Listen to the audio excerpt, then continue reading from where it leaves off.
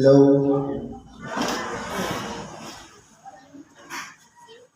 Isang pagpalang hapon sa bawat isa sa atin. Dito po tayo sa pagpapatuloy ng gawain sa makatuwid bagay ng ikalawang bahagi, ang pagtalakay ng tinatawag na salita ng Diyos. Ngayon po, dahil tayo dito sa isang sitas. Sabi dito sa unang Pedro, sa Kapitulo 5, versikulo 1 hanggang sa 11. Sa matatanda na sa inyo'y umaaral ako. Akong matandang kasamahan ninyo at isang saksi ng mga hirap ni Kristo na may bahagi naman sa kaluwalhatiang ihahayag. Dito po, nararamdaman ni Apostol Pedro na sa kabila ng kanyang pagtawag sa kanya ng ating dakilang Panginoon. Dahil nung siya'y tumanda na, nararamdaman niya mayroon naman siyang matatanggap na gantimpala sa ating dakilang Panginoon. Bilang nabuhay siya noon, na hanggang sa tumanda siya, naging huwaran siya sa kawan. Kaya ngayon, ibinabahagi niya ngayon, doon naman sa mga matatanda sa iglesia. Tama yung sinabi kanina. Ang mga matatanda sa iglesia, yung mga nauna, yung mga kahit hindi nga batayan talaga ang edad. Bakit po? Kasi maraming mga tinawag, minsan 14 anyos pa tinawag na. Ngayon, ang pinagbabatayan po ng matagal na sa iglesia, yung haba ng serbisyo ng paglilingkod. Ibig sabihin, hindi yung edad, hindi yung kaputian ng buhok, kundi yung experience bilang isang mananampalataya. Yun po yung tinatawag na matatanda. Ngayon, bilang saksi, si Apostol Pedro sa lahat ng mga hirap ni Kristo, dahil nakita niya lahat, yung kung paano ang ating dakilang mga naghirap, minsan kasama pa siya sa nagdailang sa kanya. Pero dahil nga si Simon Pedro mahalaga sa ating dakilang Panginoon, minahal niya siya at siya'y pinagtagubilin sa kanya ng pangalagaan ng tupa, pakainin ang kordero, pangalagaan o pakainin din ang mga kordero. Kaya kung titingnan natin, ibinabahagi na ni Apostol Pedro yung kanyang mga nalalaman at natutunan sa atin. Upang sa ganun, kung tayo man sa panahon ngayon, kasama pa tayo doon sa hindi pa mga matatanda sa iglesia. Darating ang panahon na kapag yung mga matatanda nangawala na sa sirkulasyon, kapag nangamatay na, dumating na sa kapanahonan nila, yung mga bata ngayon, dahil may mga bago namang henerasyon, sila naman yung magiging matatanda sa iglesia. Ibig sabihin, nagsasalin-salin lang. Ibig sabihin, halimbawa, ngayon, 5 taon pa lang naman akong natuto o member. After ng 20 years, 25 years ka ng lingkod. Ibig sabihin, kasama ka na rin sa matatanda. Yung mga bagong henerasyon na nahuli, yun naman yung mga bata. Kaya ngayon, nagpapasalin-salin niya ng aral, ng turo upang sa ganun, manahin ng mga susunod na henerasyon kung ano yung mga itinuturo natin sa kanila. Kaya ang sabi dito, panalagaan ninyo ang kawan ng Diyos na nasa inyo, na magsigamit kayo ng pagpupuno. Ibig sabihin, kung halimbawa ang kapatiran may kahinaan dahil hindi naman aktif ang iba o kaya hindi nakapagkaganap ang iba, may pagpupuno. Ano man kakulangan ng isa, pupunuan mo yun. Sabi nga ng mga pangulo noon, kapag ikaw ikagay naging pangulo, ikaw ang tagagastos. Tama. Dahil ikaw ang magpupuno, bagamat hindi nagpukontribute ang iba, pupunuan mo yung pangangailangan ng iba. Kaya nga, diyan itinuturo. Sapagkat, paano natin panangalagaan ang kawan kung wala tayong pakialam sa kawan? Ibig sabihin, magsusustento tayo, magsusustiner, sabi sa Bicol, sa lahat ng mga hindi maabot, hindi makayanan ng mga tupa. Ibig sabihin tayo yung taga-pulpil o taga-pulot ng sa kaloob.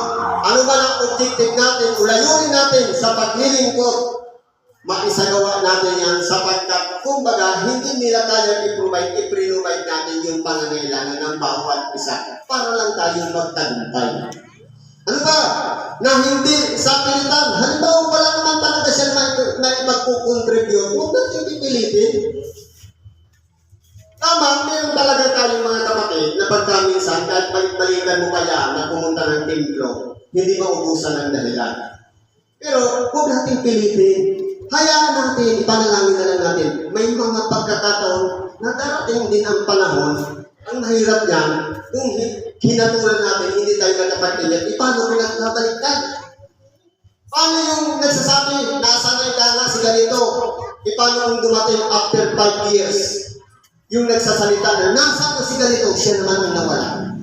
Hindi ba na nakakatakot? Kaya po, kumbaga, pabayaan lang natin sila upang hindi tayo sabihin na namimilit.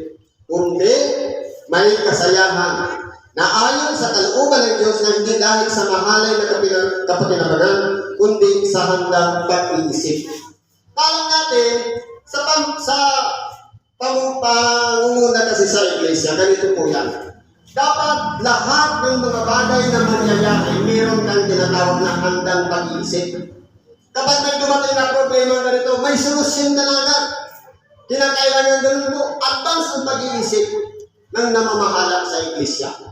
Sa makatuwid, hindi pa dumarating ang mga bagay na mga problema o mga pangyayari sa isang iglesia, handa na siya mag-isip ng solusyon kapag may mga pagsubok na dumarating sa iglesia. Hindi naman ang daya ng kayo'y may pagkapalinoon sa pinangangasiwaang ipinagtatagubilin sa inyo, kundi kayo maging mga uwiran ng kawan. Kaya po, kung titingnan natin, ano po ba yung kawan?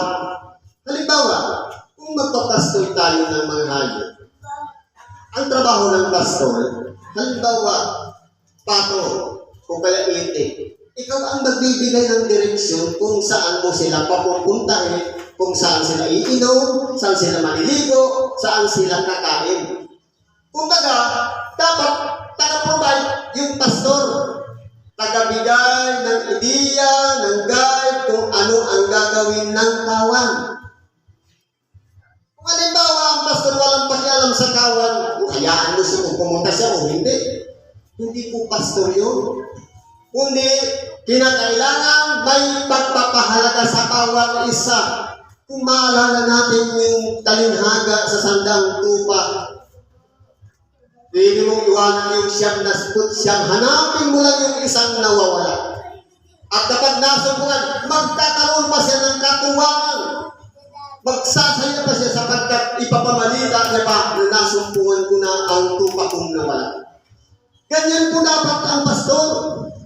Na may pagpapahalaga, lalong-lalo na sa mga inactive o mga tao na hindi dumadako ng templo. Pinapasyalan po yan. Yan po ang trabaho ng mga matatanda sa iglesia. Hindi yung dahil hindi napupunta, wala na tayong pakialam, kundi dapat may pagpapahalaga tayo sa kanila. Dahil kapag sila'y nagbalik, masasabi natin na perfect na muli yung 100%. Pero hindi makatawag na 100% kung kulang ng isa. Kaya hanapin natin yung nawawalang isa. Kaya po dito, para hindi tayo maging matatawag na may pagka-Panginoon, pwede natin kausapin. Kung halimbawa makinig, salamat. Kung hindi makinig, ipanalangin na lang natin. Sa ibang pagkakataon, balikan naman natin. Dahil sa pamamaraan po yan, natuturuan din natin ang ating sarili na dapat kapag tayo'y naghihikayat sa iba, dapat sila yung mahikayat natin, hindi yung tayo yung madala nila. Ulit dapat, pagsikapan natin, inaayunuhan yan, pinapanalangin yan, at ginagawa ng pamamaraan na ayon sa mga kasulatan na ating binabasa sa makatuwid bagay yung pagsunod sa mga sitas o aralin na ibinababa sa makatuwid bagay yung Ebanghelyo na ating pinag-aaralan. At pagkahayag ng Pangulong Pastor ay magsisitanggap kayo ng di nasisirang putong ng kaluwalhatian. Ibig sabihin pala, kapag ginawa natin yan, kapag nahayag ng Pangulong Pastor, halimbawa, bumalik na ang ating dakilang Panginoon. Kasi lumuklok sa kanan ng Diyos at ibinibigay na sa kanya ang kapurihan ng kaluwalhatian. Meron namang tatanggaping reward yung mga matatanda ng Iglesia na nagsipag at nagpahalaga sa bawat kawan na kanyang pinamamahalaan. Ibig sabihin, ang tatanggapin pala natin, may tamang panahon din pala yung reward, hindi yung ngayon. Kaya nakagawa tayo ng mabuti, ang gusto natin, may reward na agad. Hindi po, may tamang panahon, tamang timing, kung paano ipagkakaloob ang reward. Kaya din naman, tayong mga kabataan ay magsisuko sa matatanda. Kaya po dito, itinuturo sa atin, dapat po marunong tayong kumilala ng mga matatanda sa Iglesia. Marunong tayong kumilala kung tayo kasama pa sa mga kabataan ng Iglesia. Ngayon, halimbawa, tayo dito, tapos meron palang mas senior na mas matagal na. Yun ang matatawag na matanda sa Iglesia. Ngayon, kung halimbawa, nasasakupan tayo noon, dahil mas matanda siya sa Iglesia, ibig sabihin, kinakailangan natin magpasakop. Hindi maaari na nangunguna na tayo na meron pa naman mas senior sa atin. Respeto po ang tawag doon. Ito, aral na doon ni Apostol Pedro, tama po ito. Sapagkat, kumbaga, ang kabataan po kasi minsan, ulan pa nga sa experience, hindi pa masyadong alam yung mga kinakailangan talaga may pagrespeto pa sa mga matatanda ng Iglesia. Pwede nga halimbawa, bago mag-desisyon, magkonsulta muna. Nang sa ganun, makakuha ka ng ideya doon sa mga matatanda sa Iglesia. Pero anong nangyayari? Kapag hindi ba tayo dumaranas ng mga pagsubok, tayo'y nabibigatan na, halos daba na. Kapag lumapit tayo sa matanda sa Iglesia, anong sasabihin sa atin? Sabi sa Bibol, dugay na nun. Hindi lang yan ang nadanasin mong problema, marami pa. Mas nakakatakot pala. Kaya minsan, parang ayaw mo lumapit sa matatanda dahil pagka minsan, kung magkakapitin pa lang pala yung nararanasan natin, kumpara doon sa mga matatanda sa Iglesia, na halos lahat na ng pagsubok dumating sa kanya, na nagpasa na nila. Kaya ang binabalay nito, experience ng bawat isa. Kaya ito ang experience natin 2 years pa lang, 3 years, kakapirasan pala na. Pero mapalad tayo, kung within 2 years, ang pagsubok mo pang college na. Ibig sabihin, nag-i-improve. Kaya, after ng bawat subok, may another level. Kaya huwag natin isipin, tapos na dahil college na. Hindi, marami pa. Sabi nga, hindi matatapos dahil hindi tayo tatantanan ng kalaban. Dahil, ang ipinangaral natin si Kristo. Sabi nga, in every devotion, there is always a temptation. Sa bawat pakikiisa natin kay Kristo, palaging nakabantay si Satanas para sirain, buwagin, palamigin yung pagmamahalan o pag-iibigan at ganoon din pag-away-awayin tayo. Yan po ang trabaho ni Satanas. Sirain ang grupo.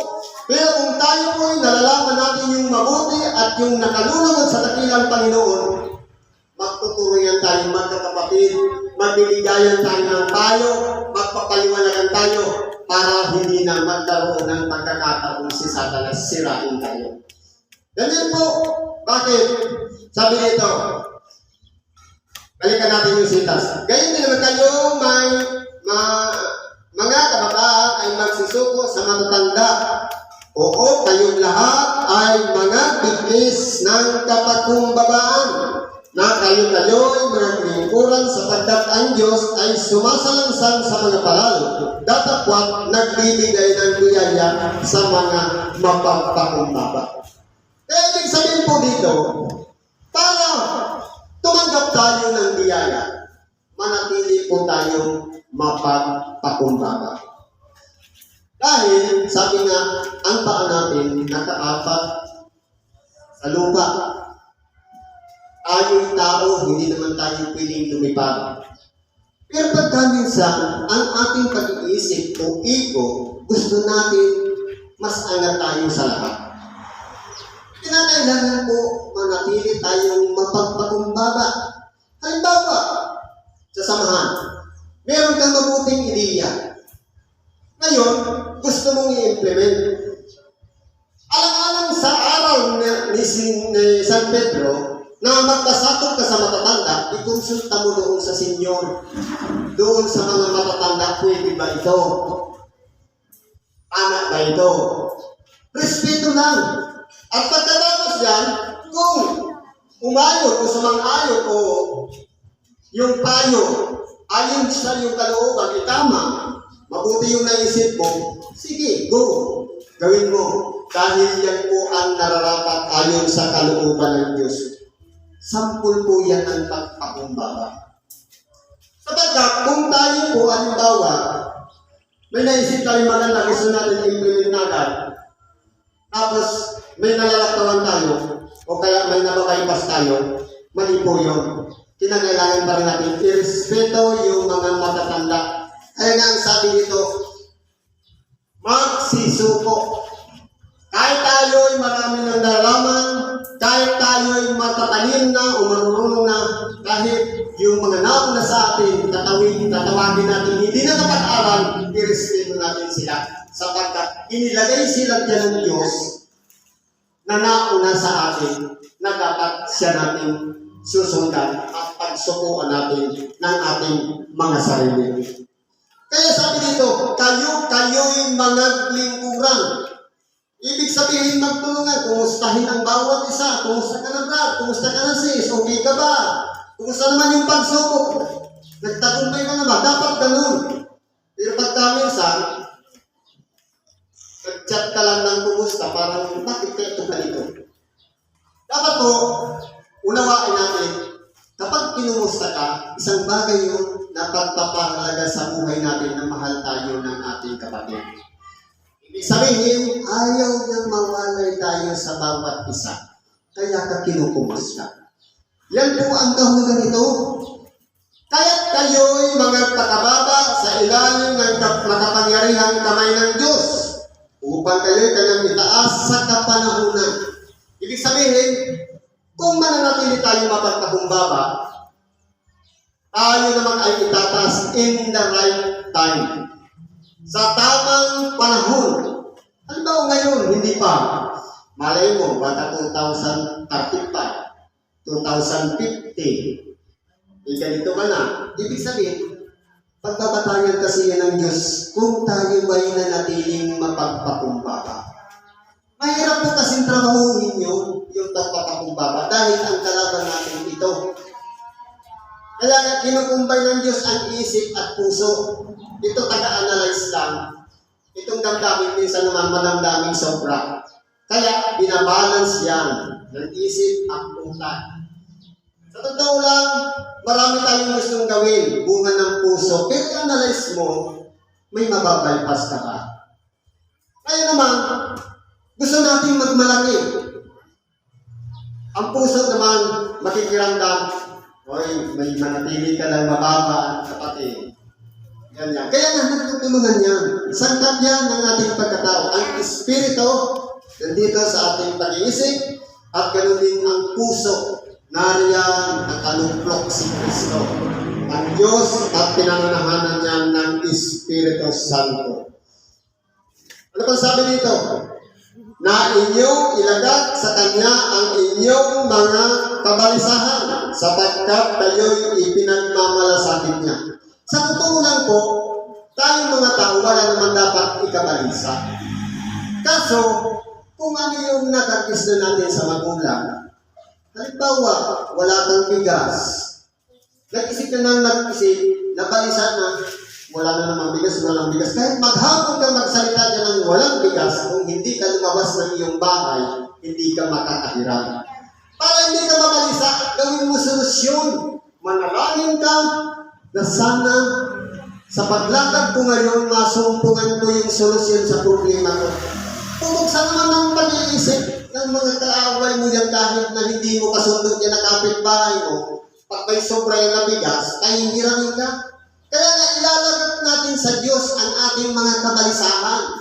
Ibig sabihin, huwag natin problemahin ang mga hindi dapat natin problemahin. Sapagkat kung titingnan natin, bago nilikha ang tao, lahat ng kailangan ng tao una ng prinupay ng Diyos. Yan po ang katotohanan niya. Kayo'y maging mapagpigil. Kayo'y maging mapagpuyat na ang inyong kalaban na diyan ay kayang yung umuungal na gumagala na humahanap ng masisila niya. Kaya dapat kung mapagpigil tayo. Kontrolin natin ang ating mga emosyon, ang ating taasan ng ating pag-iisip. Palagi lang tayong kalmado. Mag-isip tayo, magtanong, magkonsulta, magtanong sa mga matatanda. Yan po natin matutunan. Ano pa? Magpuyat.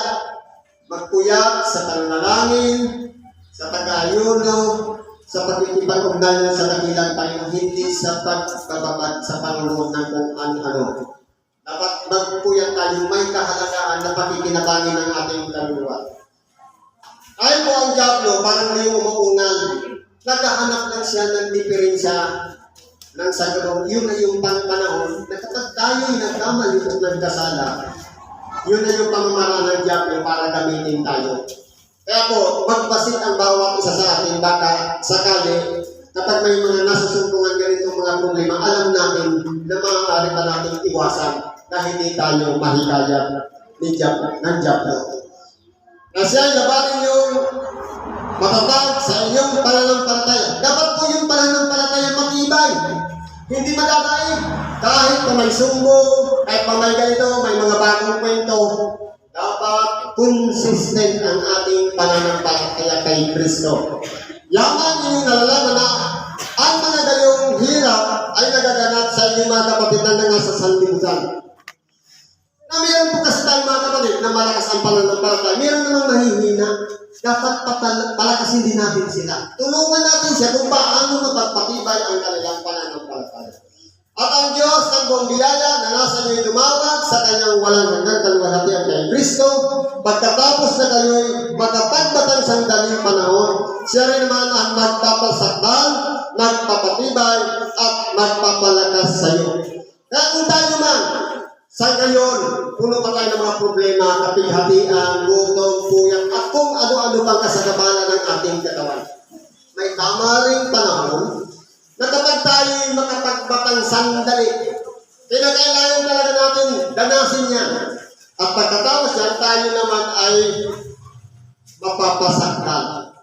Ibig sabihin, mapiperfect din natin ang ating mga buhay, mapapatibay, hindi na makatalo, at mapapalakas na tayo. May kakayahan na tayong tumulong sa iba. Dahil kaya na natin. Ang problema, paano tayo tutulong sa iba kung tayo hindi pa malakas? Baka mangyari niyan, yung tinutulungan natin, baka tayo pa yung madala. Kaya dapat po, isaayos natin. At dito, sumakanya nawa ang pag-ahari, magpakailanman siya nawa. Kaya lahat ng kapurihan, karangalan, kadakilaan, ibalik natin diya yan sa ating dakilang Panginoong Hesus Kristo.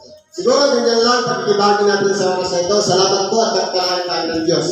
Ano man ang ating mga kahilingan na idulog natin lahat dyan sa Diyos, sa ngalan ni Kristo Jesus, at tatanggapin natin ang kaloob mula sa bunga ng Espiritu. Salamat at pagpalain tayo ng Diyos.